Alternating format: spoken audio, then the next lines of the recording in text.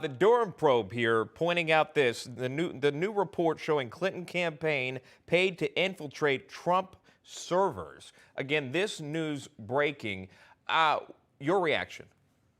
To anybody that's been paying attention, it's not news that the Clinton campaign was going out there and engaging in nefarious activity to try to drum up some indictment on Donald Trump. We saw this going on with so many other pieces of evidence that came forward. But the question has to be asked is, with an act of espionage, a potential act of espionage like this, who knew about this? What did Adam Schiff know about this when he was going out there and leaking things out of the secret intelligence rooms out to the media? What did he actually know about this? What did the DNC know about this? What did the other political organizations know about everything going on? What role did they play?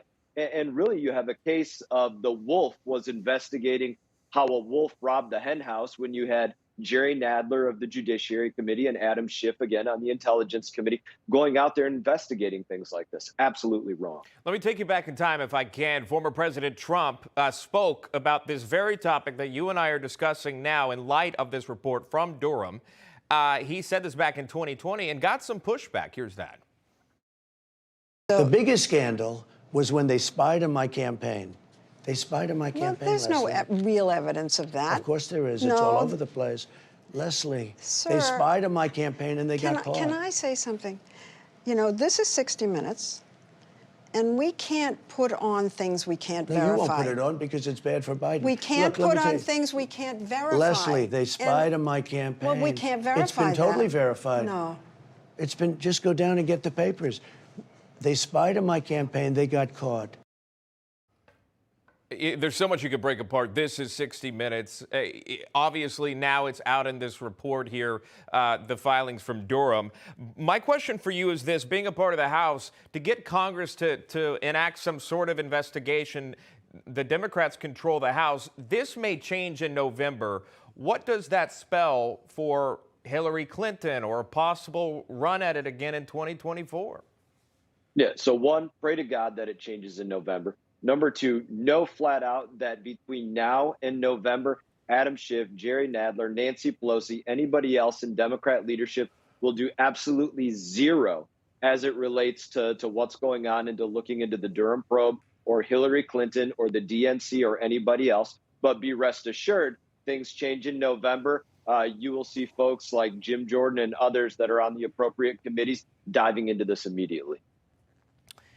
Yeah, and just to close on this, the New York Post was citing a poll that even 60%, a little more than 60% of Democrats actually support an investigation into Clinton amidst this new report. We'll wait and see on that. I want to pivot, if I can, to what's happening with Russia, Ukraine. There's now new intel that says that Russia could invade at any moment. President Trump weighing in on this as well, saying it's Biden's fault. He says this, quote, "How we got here is when they watched Afghanistan, and they watched the most incompetent withdrawal in history of probably any army, let alone just us, and President Xi Jinping and President Putin.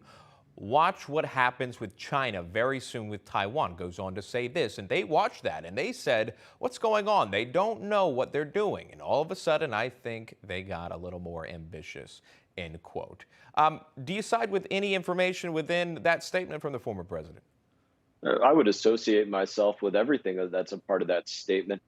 Everything that you see playing out are Biden dominoes, right? Number one, him being sworn into office. Number two, the chaotic withdrawal from Afghanistan. Number three, Biden energy policies across the board. These are all dominoes that are playing into this same fight.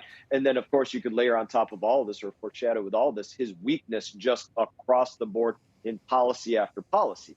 What we see here is Russia making the excuse that they want to push back against NATO. But we know that that's totally not true. You have countries like Lithuania, Latvia, Estonia that are already on the Russian border. And obviously, if he moves into the Ukraine, then he is moving closer to NATO countries. So that's a false argument in as well.